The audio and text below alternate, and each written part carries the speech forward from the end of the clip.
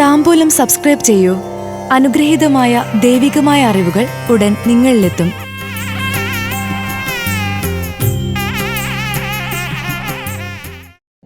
പുണർദം, പൂയം, ആയില്യം നക്ഷത്രക്കാരുടെ പ്രണയവും 2024 വർഷവും അനുകൂലമോ പ്രതികൂലമോ? കർക്കിടകം രാശിയിലാണ് പുണർദം അവസാന 15 നാഴിക, പൂയം, ആയില്യം നക്ഷത്രങ്ങൾ വരുന്നത്. അതുകൊണ്ട് തന്നെ കർക്കിടകം രാശിക്കാരെ നമുക്ക് ധീരതയേക്കാളുപരി ഒരു ആത്മാർത്ഥതയുള്ള പ്രണയിതാവ് എന്ന് വിളിക്കുന്നതാകും ഉചിതം.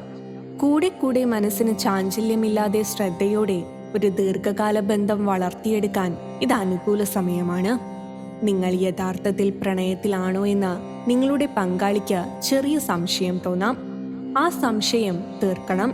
വർഷത്തിന്റെ ആദ്യ ഭാഗം പങ്കാളിയുടെ കൂടെ ചേർന്ന് നിന്ന് വൈകാരികമായും അവരുടെ വേദനകളിൽ വേദന സംഹാരിയായും പ്രവർത്തിച്ച് അത് തെളിയിക്കണം.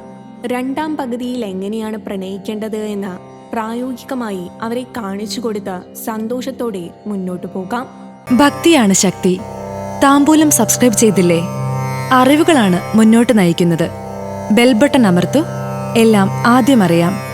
ഭക്തി നിറഞ്ഞ മനസ്സിന് ശക്തി കൂട്ടാൻ താംബൂലം സബ്സ്ക്രൈബ് ചെയ്യൂ.